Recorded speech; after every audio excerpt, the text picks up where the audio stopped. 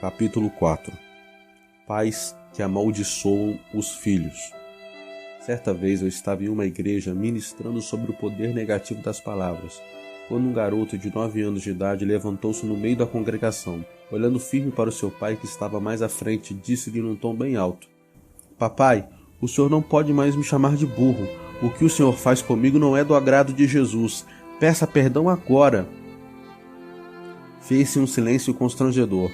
A situação era bem delicada e tentei amenizá-la. Porém, quanto mais eu dizia para ele conversar com o pai depois do culto, mais o garoto se exaltava.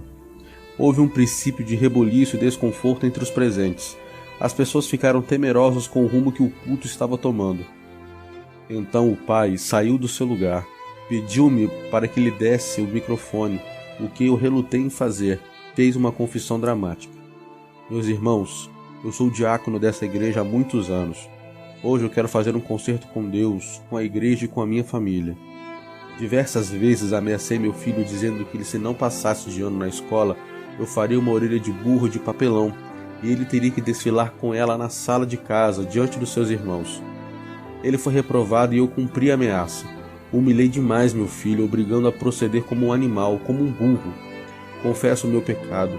Peço purificação pelo sangue de Jesus. Peço também perdão ao meu filho e me comprometo diante da igreja a nunca mais chamá-lo de burro ou qualquer outro termo humilhante que diminua perante os outros." Chorando, pai e filho se abraçaram numa cena emocionante. Houve um quebrantamento geral. As pessoas se deslocavam procurando os membros de sua família e se abraçavam, pedindo perdão umas às outras. O ambiente mudou. Havia um clima de alegria, de louvor e de comunhão. Nada me restava fazer senão encerrar o culto. Infelizmente, casos como desse garoto são bastante comuns. Muitas crianças que poderiam vir a formar-se em curso superior têm sido literalmente ceifadas em seus propósitos futuros pelo uso de muitas vezes impensado de palavras de maldição por parte de próprios familiares. Ora, a língua é fogo e põe em chamas toda a carreira da existência humana. Tiago 3,6. Essa proposição de Tiago deve ser levada bem a sério por líderes e educadores e por tantos quantos exercem autoridade sobre alguém, mas principalmente pelos pais. Algum tempo depois de ter descoberto esse princípio bíblico, comecei a perceber nos testemunhos de prostitutas, homossexuais, ladrões e assassinos que quase sempre seu envolvimento nesse tipo de vida irregular fora precedido por palavras de maldição, proferida principalmente pelos pais. Certo dia recebi o telefonema de uma senhora. Ela acabara de descobrir que seu filho era homossexual. Chorava muito e estava muito preocupada com o que seu marido poderia fazer ao tomar conhecimento do fato. Talvez agressões, expulsão de casa, enfim, 1000 pensamentos agressivos. Fui à sua casa e orei com ela, procurando acalmá-la. Com muita dificuldade fui recebido também por seu filho, um jovem de 15 anos. Seu estado emocional era desesperador. Precisava de ajuda, de aconselhamento e oração. Via sua mochila sobre a cama com outros poucos objetos que possuía. Estava tudo pronto para ir embora. O mundo o esperava, o inferno também. Ministrei ao jovem a palavra de Deus, salientando a vontade do Senhor para nós, como pai amoroso e interessado na nossa vida. O rapaz olhou-me fixamente e finalmente confessou: "Sou homossexual, porque papai sempre me chamou de mulherzinha. Desde a minha infância ele me repreendeu e fez comparações humilhantes, instigando-me a falar palavrões, tomar bebida alcoólica, alisar as pernas de minha tia, etc. Como eu reagia negando-me a fazer o que ele dizia, acabava me agredindo." E concluiu dizendo: "Pastor, meu próprio pai sempre me disse, você não é homem."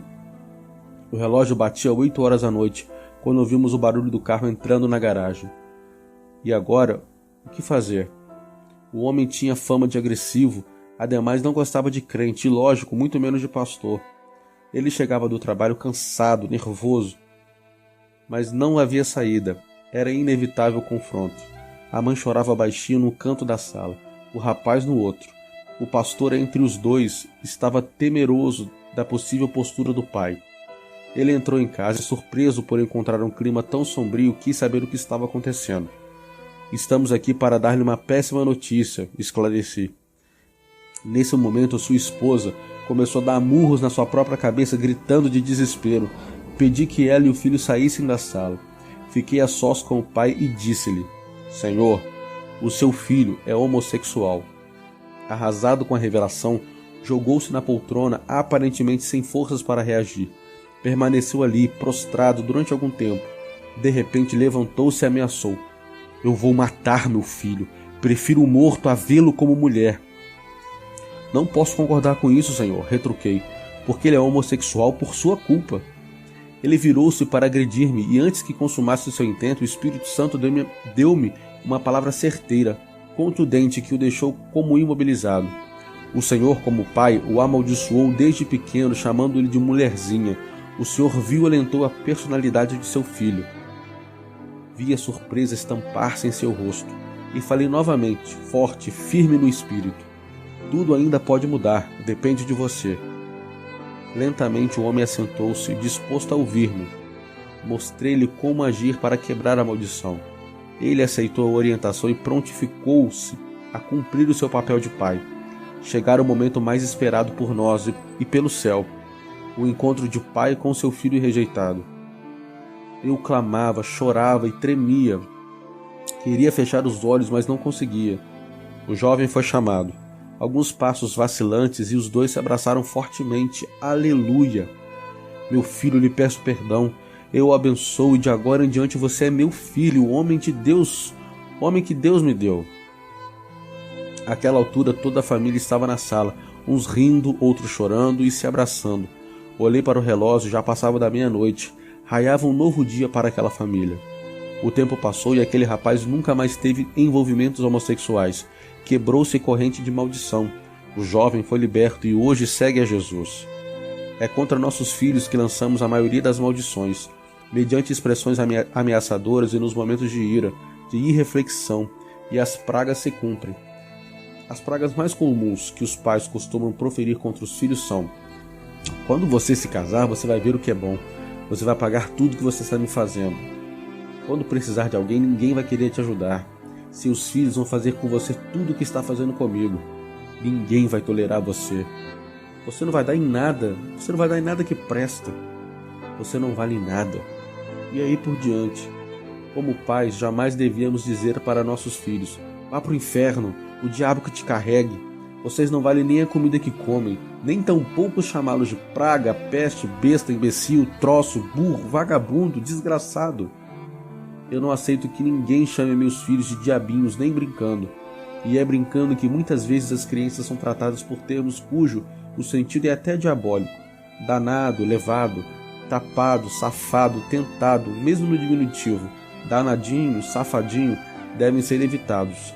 Às vezes fazemos até piadinha. Santos diabinhos, anjinhos com rabinhos.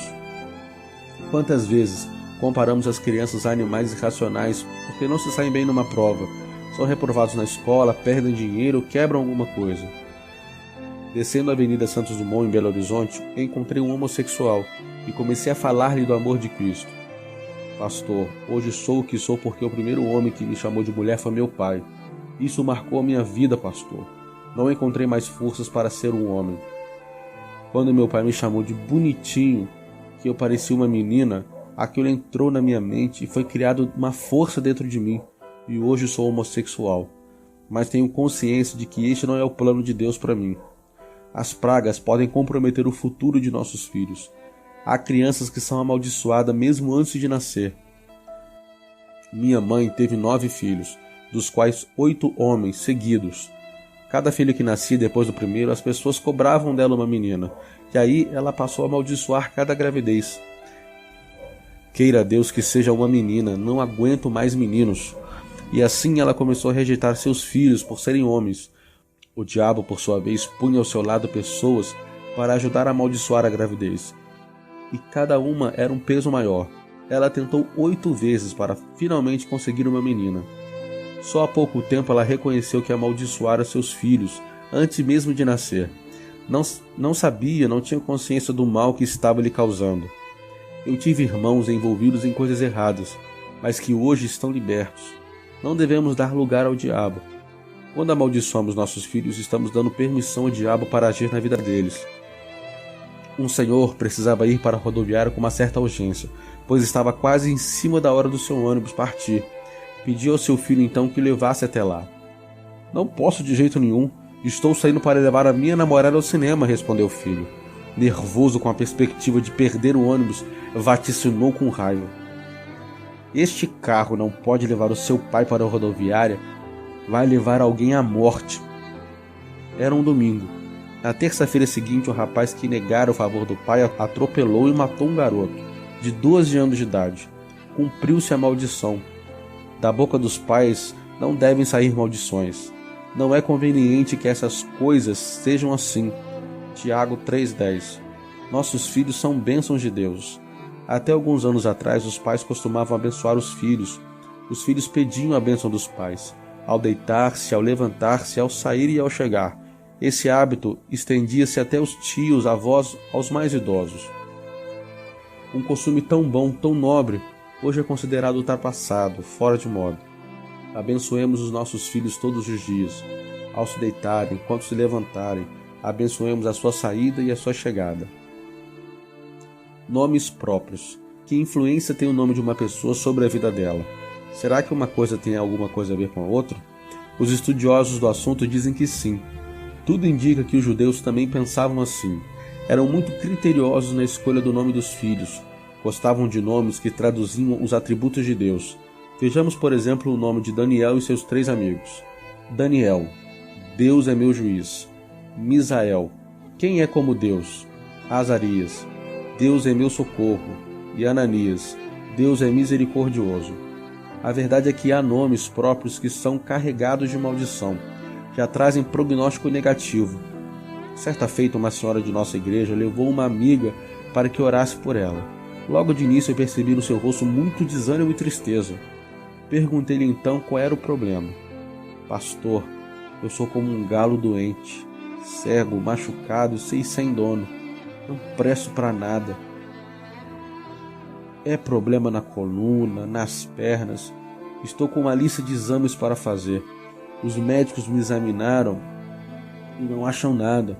Por isso fico para lá e para cá, procurando toda pessoa e religião que me indicam em busca de solução. Impelido pelo Espírito, perguntei: qual é o seu nome? Maria das Dores, respondeu desanimada. Desde criança, tudo que falo, minha mãe disse: com você não tem jeito das dores, você é um estrago. Era o que eu ouvia dos pais quando menina, dos irmãos na adolescência e na juventude. E agora era o marido que a atormentava com maldições, associando-as ao seu nome. Minha primeira atitude então foi orar. E em nome de Jesus repreendi todo o mal que lhe estivesse sobrevindo por causa do nome, porque Jesus se manifestou para desfazer as obras do diabo. 1 João 3,9. Enquanto orava, um grande sentimento de dor e lembranças do passado a invadiram. Ela chorou e chorou muito, e foi embora. No domingo seguinte, ela estava lá na igreja. Após a pregação da palavra, foi a primeira pessoa a levantar e entregar-se a Cristo. A partir de então, criou-se uma rúbrica para não assinar mais o nome por extenso, e quando perguntar-lhe o nome, apresenta-se como Maria de Jesus. Em situação que precisa citar o nome de registro, apenas entrega a carteira de identidade. Ela se recusa a pronunciar o nome. Eu mesma nunca mais me identifiquei como Maria das Dores, é o que diz. Quando nasceu o último filho de Raquel, o parto foi muito difícil, e quando ela estava morrendo, deu ao filho um nome associado ao seu sofrimento, Benoni, que quer dizer filho da minha dor, mas o pai trocou para Benjamim, filho da minha mão direita. Já imaginou se ele fica com o nome da mãe que lhe dera? Toda vez que o chamassem, todos lembrariam seu nascimento foi causa da morte da sua mãe. Jacó significa enganador, trapaceiro, mas o próprio Deus trocou-lhe o nome para Israel, que quer dizer campeão de Deus. Que nome positivo, vitorioso! A nação estava nascendo, não seria chamada filhos de Jacó, filhos do trapaceiro, mas filhos de Israel, filhos do vencedor.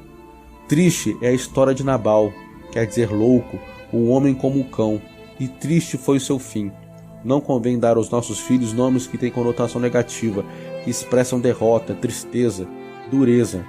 Maria das Dores, Mara, que quer dizer amargura, Dolores, dor, pesar, Adriana, deusa das trevas, Cláudio, coxo, aleijado, Piedade, Aparecida, sem origem, que não se sabe de onde veio. Há uma ministração negativa a cada vez que um nome de significado ruim e sombrio é pronunciado. Certa vez, pregando, contei a história de uma moça de nome Mara, que significa amargurada. Ela tinha 17 anos, levava uma vida triste e isolava-se no quarto e ficava lá por horas. Orei por ela e quebrando a maldição de seu nome. Hoje ela é uma moça alegre, feliz. Terminado o culto, uma moça me procurou. Pastor, eu também me chamo Mara. E minha vida não é muito diferente disso. Ore por mim. Ao invés de agirmos como o povo de Israel, deixamos nos influenciar pela moda, pelas novelas. Queremos nomes elegantes de pessoas famosas e às vezes levamos em conta apenas se o nome soa belo ou não. Isso pode trazer consequências futuras. Deus começou dando a Jacó um nome abençoado, o primeiro elo de uma cadeia de bênçãos que se estenderia por gerações e gerações. O próprio nome de Jesus foi escolhido previamente por Deus para explicar a sua missão, salvar o seu povo dos pecados dele. Mateus 1:21, e Emanuel, que quer dizer Deus conosco. O livro Significado de Nomes traz mais de 2.800 nomes, onde você pode descobrir o que está por trás do nome de seus familiares e daqueles nomes que pensa dar a um filho. Se você tem um nome de significado triste ou ruim, ele poderá ajudá-lo a entender muito o que passou na sua vida.